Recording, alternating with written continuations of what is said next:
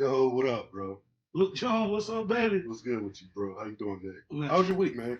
good week so far, man. It's Friday. You know what time it is, right? You ain't got no job. You ain't got no job. You ain't got nothing to do. But we do got something to do. Yeah, you know what I'm saying? So, but what time is it? You know what time it is. You know what time it is. It's about to become my favorite thing to say. It's burn time. Burn time. Let's go. Let's do it. Let's go. It's burn time. So what you smoking today, Luke Jones? Bro, I don't even know. I know it's through AJ Fernandez, but my Diaz Gloria. Okay, yeah. Brazil, you know, yeah. I'm getting a little old. You got to get some glasses now, don't you? I'm looking at that like the old head. And the near side far, so you got to bring it back. You got to tilt that bad boy a little bit. You know what I'm saying? That glare hit me a little too much. I can't. Yeah. No. Okay, you got the cutter. I don't really know too much about this, but I know it's AJ Fernandez, and I ain't never had a bad AJ Fernandez stick. Dude, I love AJ Fernandez, right? Speaking of AJ Fernandez, I'm smoking. Now listen, don't throw tomatoes at me. Listen, it's still the AJ Fernandez collaboration, but he collaborated with Gurkha. Okay. Now don't throw tomatoes at me now, y'all. They're going to throw half tomatoes at you. Half tomatoes, right? Yeah, I'll take a half tomato. Yeah. Cut it up through that one. Yeah. Cut out the head. Cut the rotten head off, right? Still get the good side of it. Yeah, this is the AJ Fernandez collaboration with Gurkha.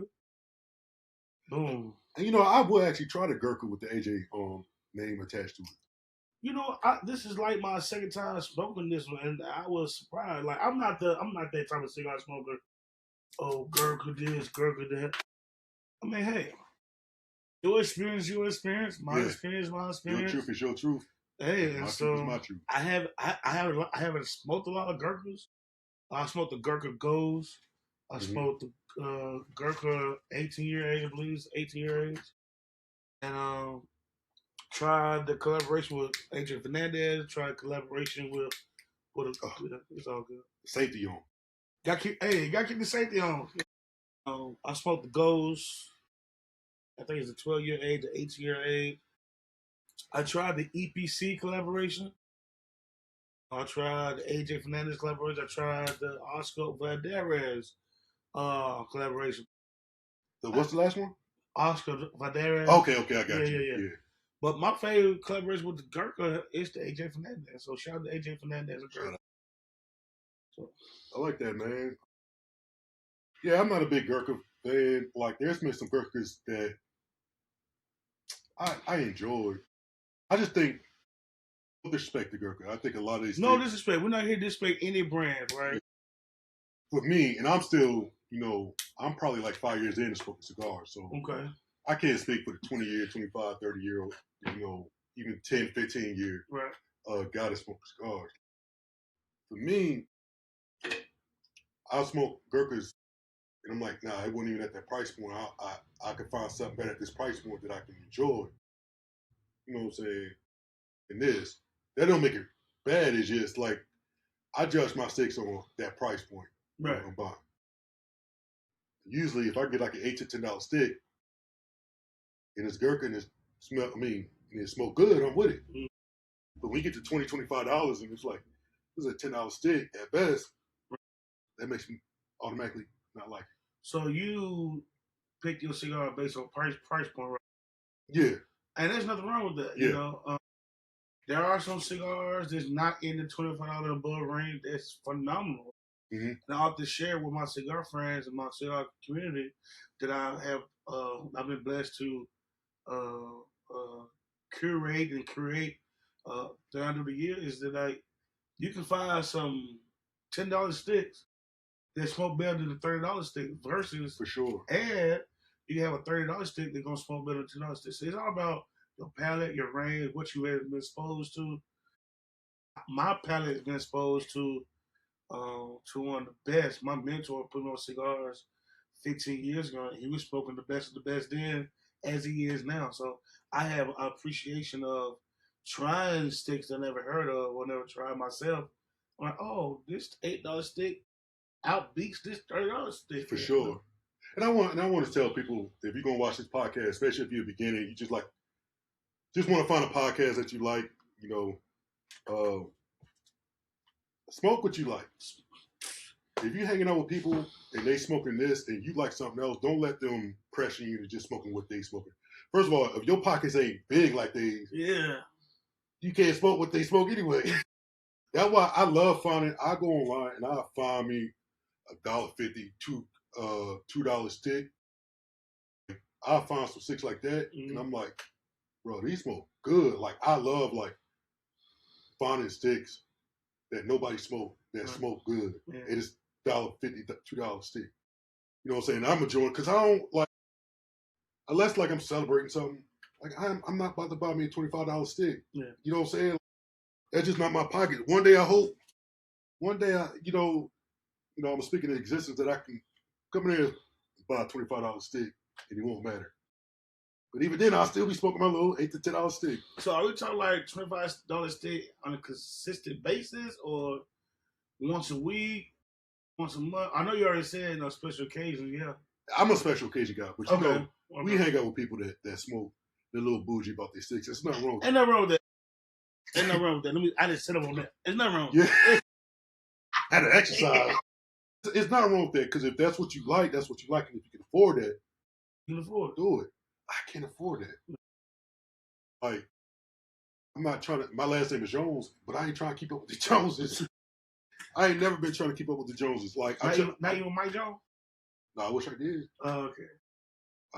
But they call me Luke Jones, and they say Luke Jones like Mike Jones. Right. So. You remember Mike Jones' number? 024. I don't even know. I know the melody, but I don't know the numbers no more. 8004 or something like. I don't know. Hit me on the low or something like that.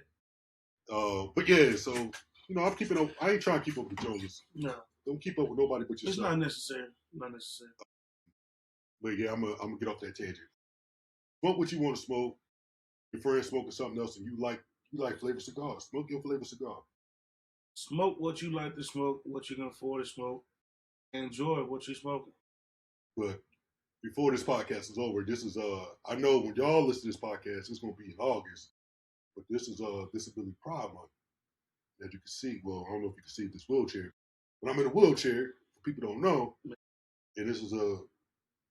You want to roll back and forth? I'm gonna do a little bit, a little demonstration. Yeah, a little bit. Yeah, but so it's funny. I get to see like a little bit of the history, some things that I knew, and then some things I don't know about the disability awareness history, whatever you want to call it, bro. So I'm gonna bring in something from my other podcast I do. Then wait, when I first started going on doing a podcast, I used to ask my guests like, "Can I use my phone? I can look up some stuff on disability." Yeah, sure you can, but Why you talk? So, yeah, but I was gonna ask you a question. Like, I got you. I can won't tell you. Is there somebody in your life that you are close to that has a disability? So like my immediate family or people I met along the way? Be your immediate family, could be a friend. Yeah. All right. I think I'm good. I'm good. Yeah, I'm good. To be honest, my immediate family, I don't think I had.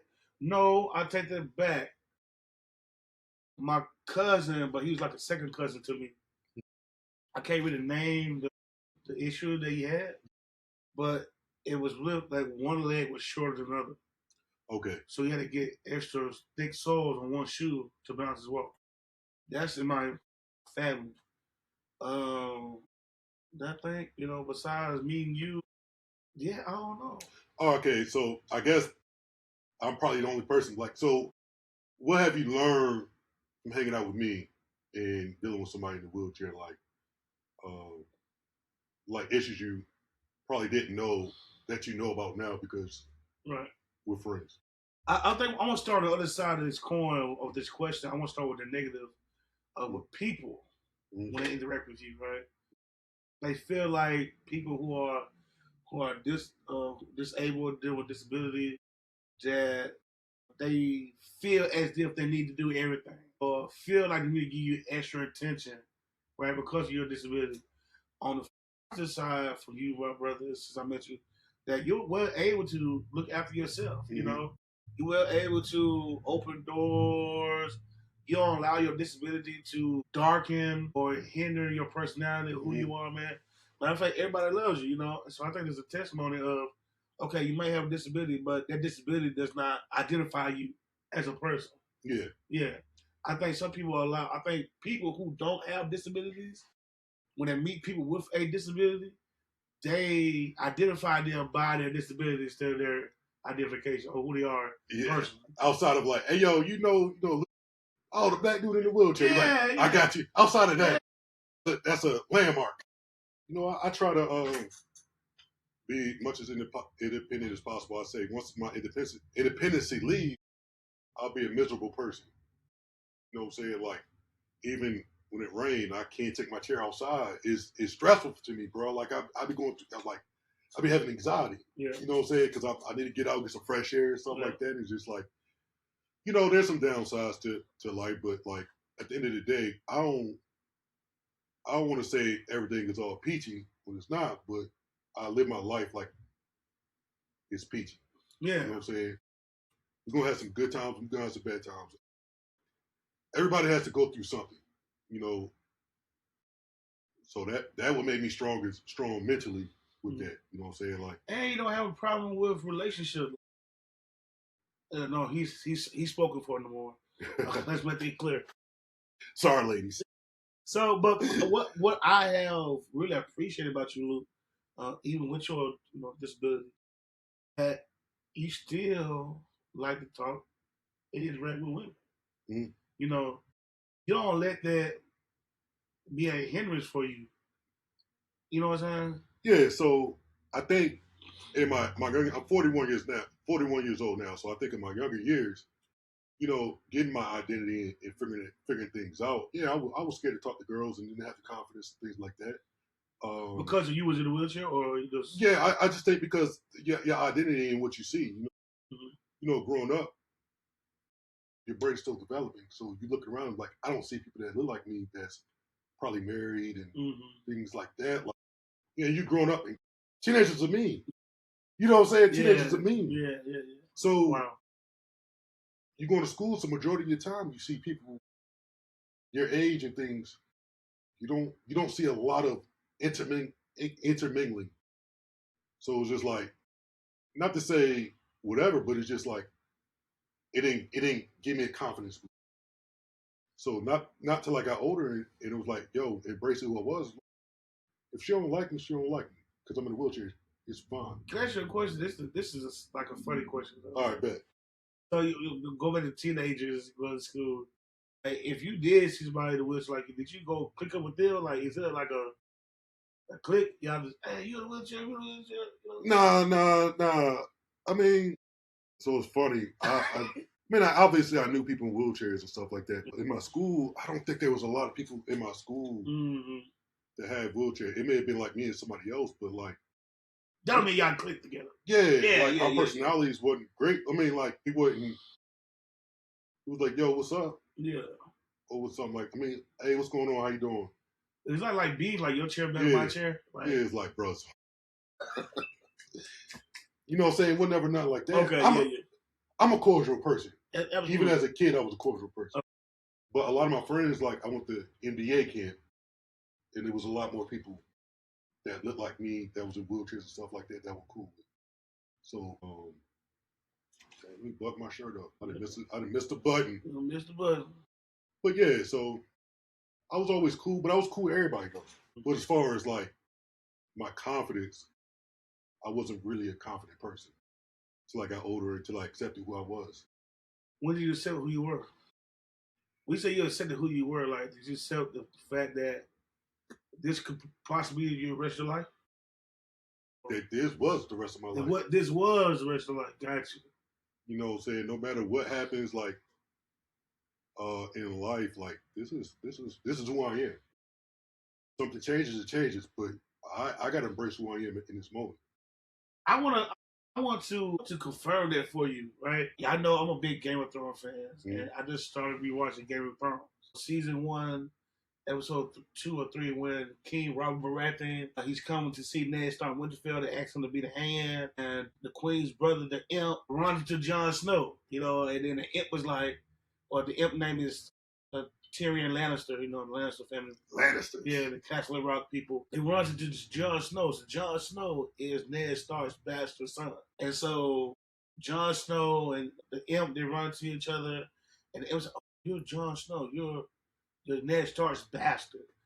And they were going this whole conversation of him being the Imp of the Queen's sister. He's been the bastard of Jon Snow. Jon Snow the bastard of Ned Stark. And Tyrion Lannister says this, and I loved it. He says, when you know who you are, he said, you wear it like a badge of honor because it takes the attack from people that they can make on you. Mm-hmm. And I think what you just said was like, I'm wearing it with a badge of honor now. Yeah. This is who I am. If you don't like it, keep rolling. I'm going to have fun and enjoy life. I'm going to smoke a good cigar. Right. And I think it's an advantage because I think I'm a dope guy. Yeah. And then I got some funny stories, some funny wheelchair stories. You know what I'm saying? You want to share one? No. No. I mean, here's the thing. I got some cool stories. I got some stories we got let in bars because, up in Knoxville, they got steps going on there. My boys, they know how to lift me up anyway. Hey, y'all, elevator not working. So, but if y'all can get them up these steps, all of y'all can get it for free. You ain't saying nothing but a word. Come on, lift that bad boy up. Yeah. That's you know what I'm saying? Like, cool, yeah. I had stuff like that happen, but I also had some times where, like, I'm at a hotel and trying to get a hotel accessible room. Everybody saying this is accessible, but they're not accessible. Yeah. So, like, I'm in Florida at 2 different times. I'm in Florida. My homeboy's like, man, I gotta. So here's the thing: me and being in a wheelchair, I know how to adapt to things. Yeah.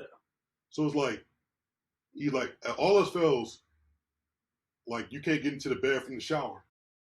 You use the bathroom and stuff like that. I'll take you. We'll wake up early because we was at a little podcast conference. Mm-hmm. Early to my gym, I got a membership, and you could take a shower there. Yeah.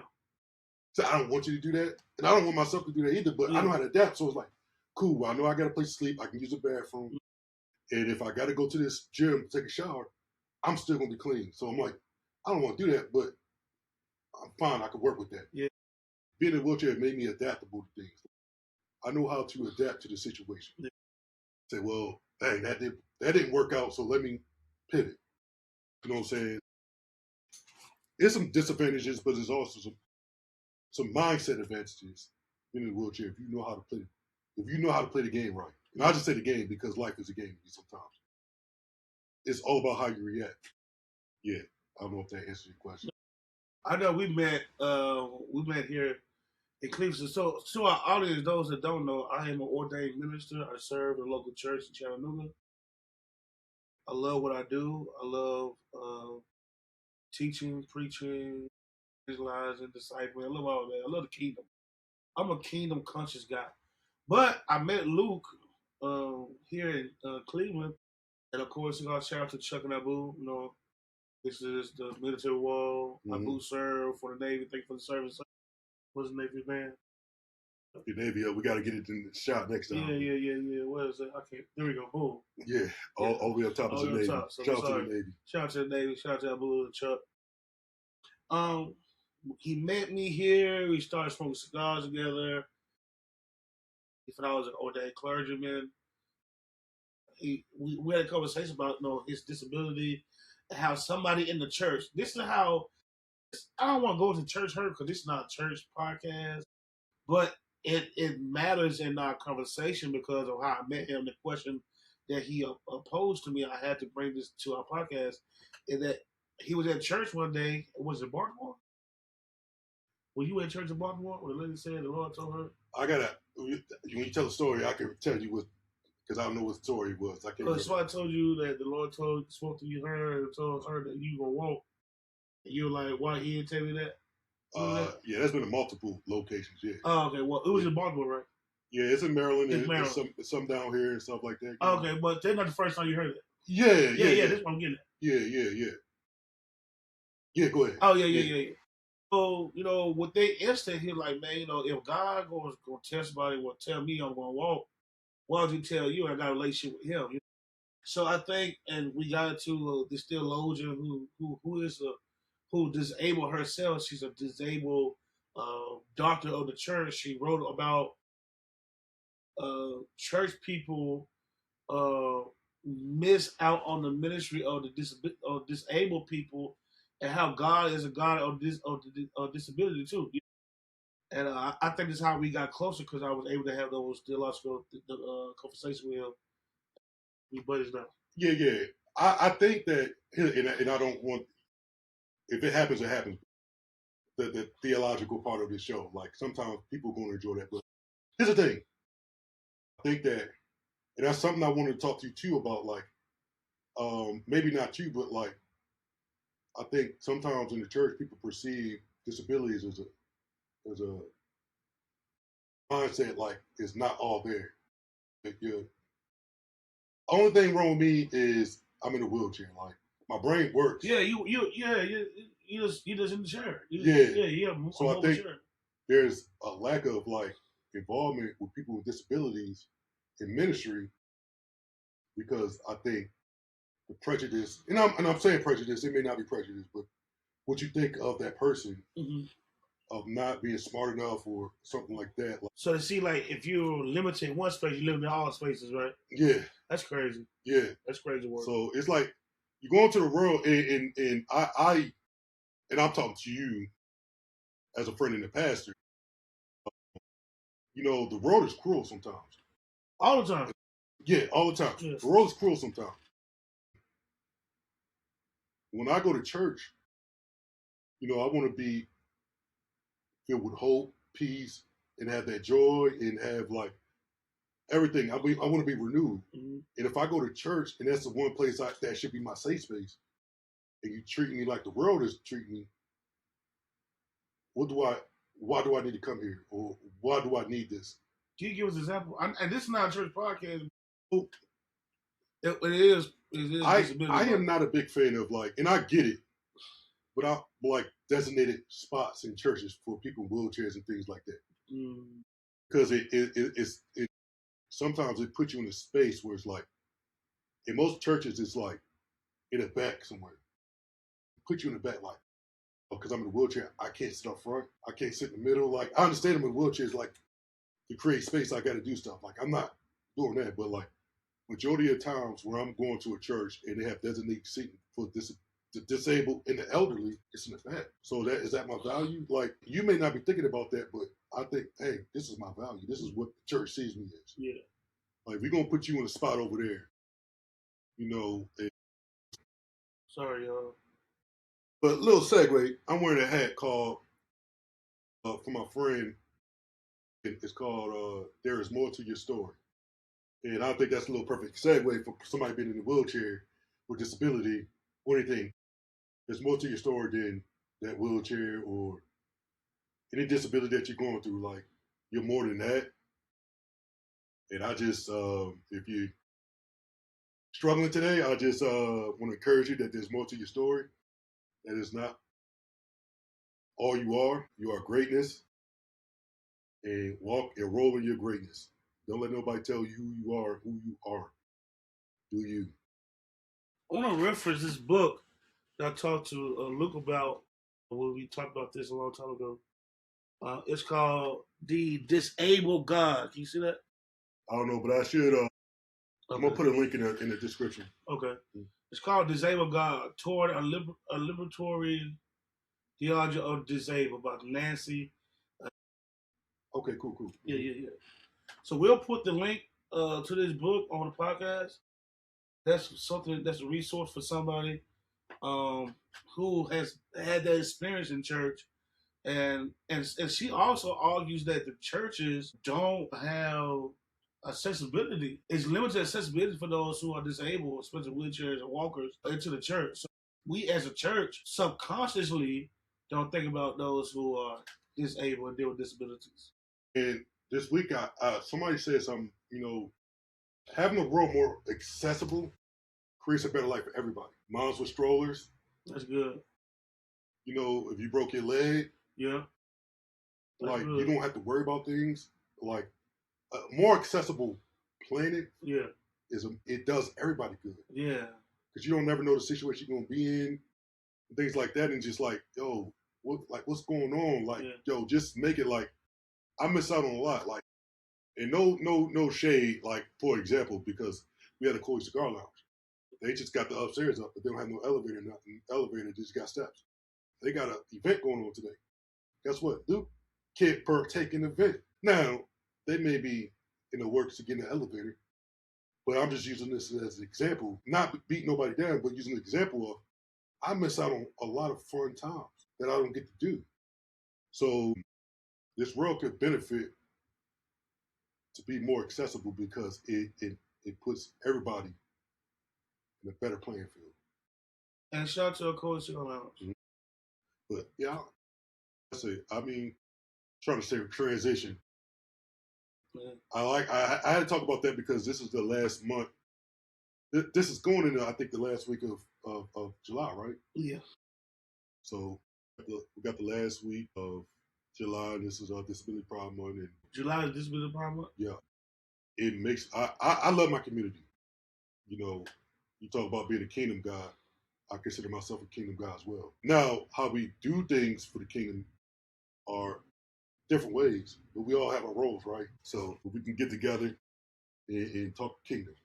You know, this podcast is kingdom. In a way, like we want to give, we love cigars and like talking, but we want to encourage people and doing things too. So this is in a way ministry. It doesn't have to be churchy ministry, but no. Ministry is ministry. Ministry in the marketplace. Yeah, absolutely. And the cigar community has been good to me. No, me too, bro. It's helped me out. It's made me feel more wanted in life. Yep. And I met some awesome people. Smoking cigars. My dad was asking me, he's like, why you smoke cigars? Yeah. And I'll just listen off things that I like. That it's not even about the cigar, even before I even get to smoking cigars. Yeah, the cigar culture. I think cigars are the main attraction to cigar culture. But what unfolds and what gives birth, what is curated, right, from just smoking a cigar, it's amazing. It's beautiful. That's what's up. Yeah, so that's why I said I want to get, and we have so many conversations and stuff in the cigar lounge and things like that. Like, I just want to be able to put some of the stuff on tape, and I encourage y'all to go outside or if you're cigar lounges and smoke a cigar and listen to us talk. Cause we had some good times, some bad times. We had some disagreements. We had some laughter. And when it's OCL out the dark or whatever you are, we have a good time. So yeah. So this is our second episode. How you feeling about the podcast, man? I'm excited, man. Today is our second podcast and linking up with you and seeing how you have already have the blueprint to the podcast world. Just working alongside with you, I'm learning things. So I just sit back. I enjoy the ride. It's burn time. So. Well, I'm still learning myself because this is kind of different. Is we're gonna do with this podcast that I've never did with my other podcast. So I'm just as we go. Y'all be patient with us because it's only gonna get better. It's gonna get better, y'all. Be patient, but listen, nothing can get better if you don't start it. That's the biggest thing. Like a cigar. Yeah, that's the biggest thing. Like, so one time I interviewed this guy. He's in Florida. He helps out veterans, get back on their feet and stuff like that. Mm-hmm. So he had a guy call. He was like, I got a client looking to do podcasts. Can you talk to him? So I'm talking to him, and he's talking about all these things like this. I'm like, bro, when you gonna start? When you gonna start? Right. Because it don't matter what you're doing, what your equipment you got. If you don't start, it don't matter. Start. Let it be bad. Listen to it like, all right, this is where I can get better at. You know what I'm saying? Like, things don't have to be perfect. I know some of us are, what is it called, perfectionists. But sometimes, like, you gotta let stuff be bad so you can improve. Yeah, I don't consider myself a professional. I just consider myself, I'm one of those guys, podcast where I'm one of those guys, if I get an idea and if I'm not well versed in that space, I like to ask 1,000 questions. But look like, hey, let's get started, bro. Just come up here, we record. we'll do what we do. And I'm like, but what we need, you know what I'm saying? I got you, you know what I'm saying? So they're like, okay, cool. Is it ain't Just nothing? start it, y'all. Just start. Whatever you gonna do, start. Yeah, just start. And y'all, something like, yo, y'all improved so much from the first to the 100th episode. Man. You know, but I like doing podcasting, man. I think, you know, I want to talk a little bit about purpose before we get off here. We got a little bit more time, but talk about purpose. And when I did my first podcast, man, it unlocked something in me. Okay. You know, I don't like to listen. I hate editing and things like that, but I get to talk. Like, you know, Kendrick Lamar got a song before he really got on and said, I just want to be heard. I want to be heard. And that song, I go back and listen to that song all the time because you just want to be heard. Like, you got some type of truth. You got something to give to this world, some value. And now I had that space to do it. You know what I'm saying? And we all just want to be heard. In life, we just want to be heard. So when I started doing this, you know, and I was getting vulnerable. You know, my family, when I could be vulnerable with them in real life, they could get on the podcast and hear me talk. Like, I never knew you dealt with this. I never knew, you know what I'm saying? Like, I understand it a little bit more now where your mindset is because they get to hear me talk. So when I couldn't say things face to face, I would say it on the podcast and they could listen to it and be like, hey, that's cool.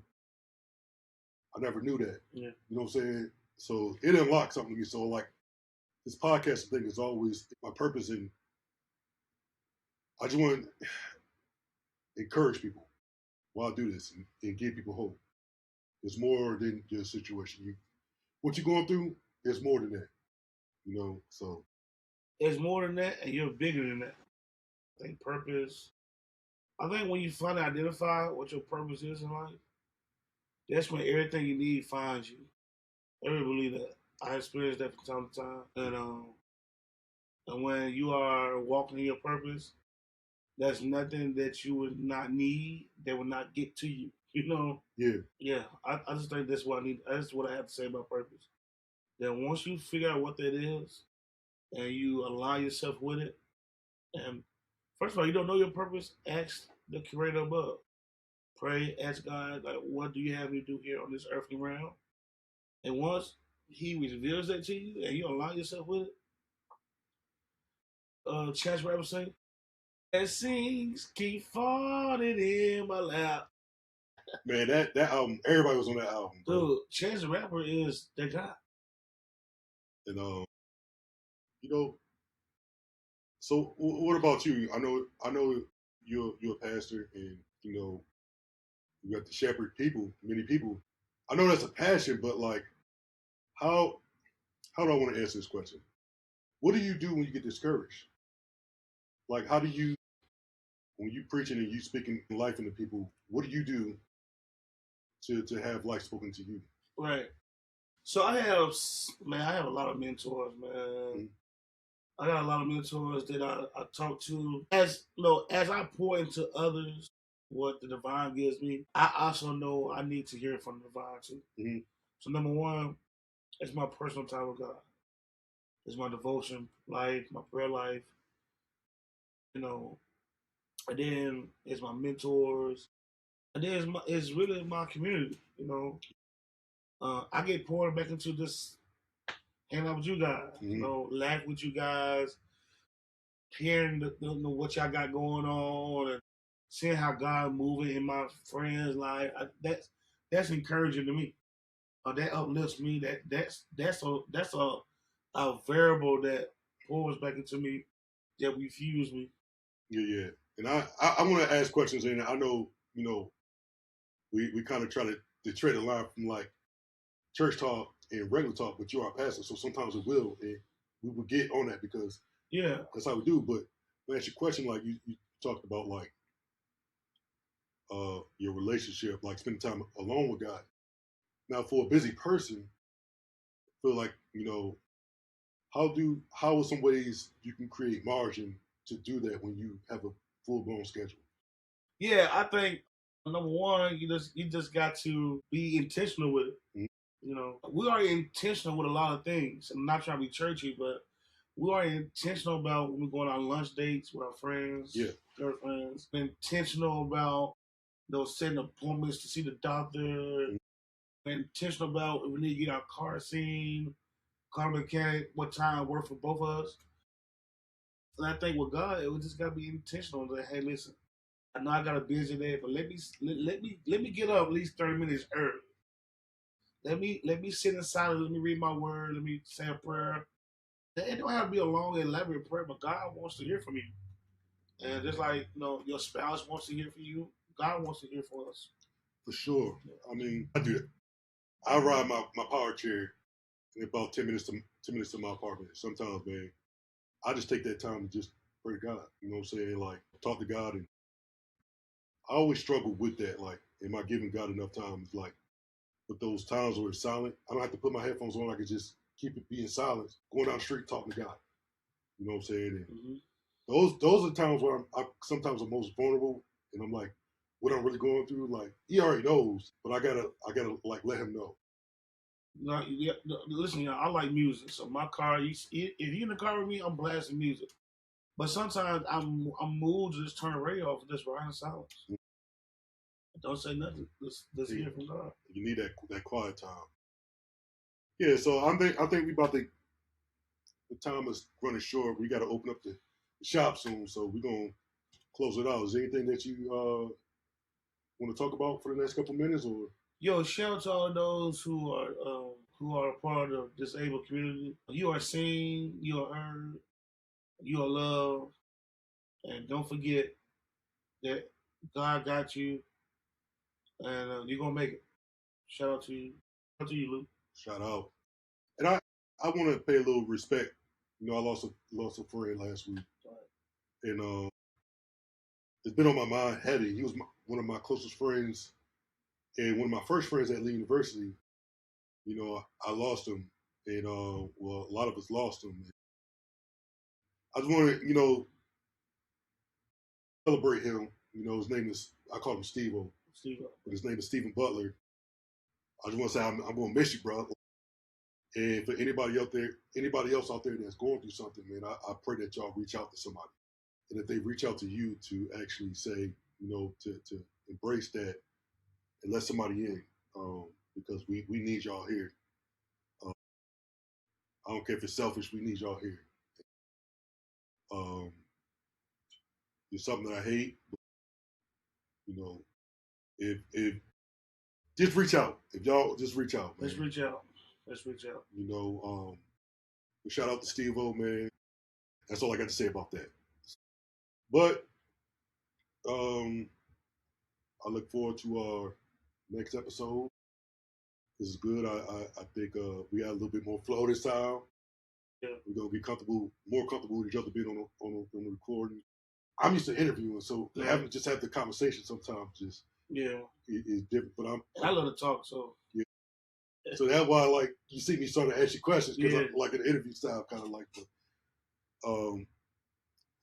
flow. But hey, one thing I will promise you that it's gonna get better. The vibe is gonna be better. I feel like it's great now, but we're doing it. We haven't reached the ceiling yet. No, not yet. So listen, go ahead, son. No, go ahead. So listen, y'all have a good day. Smoke you a good cigar. Enjoy your time. And those who are gonna watch this podcast, I want to say thank you from the bottom of my heart, and I hope that you enjoy what you see and hear on Burn Time. That's what's up. On that note, I hope y'all have a good day, a good week, a good month. Whenever you're watching this, I hope you enjoy it. Good time. Y'all have a good day. Peace out.